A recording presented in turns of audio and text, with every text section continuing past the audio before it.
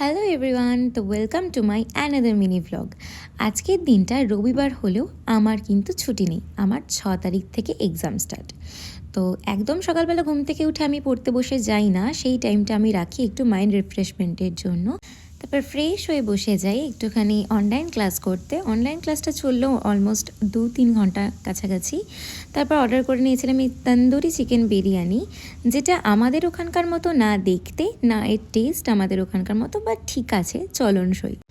এরপর স্নান করে এসে দেখলাম যে আমার কতগুলো ফ্লিপকার্ট থেকে অর্ডার এসছে। যেহেতু বিস্কিটগুলো শেষ হয়ে গেছিলো তাই ওগুলোকে রিফিল করে নিচ্ছিলাম। একটা নোনতা বিস্কিট ছিল আর একটা মিষ্টি বিস্কিট। তো এরপর কিছুক্ষণ ন্যাপ নিয়ে উঠে গেছিলাম কফি করতে।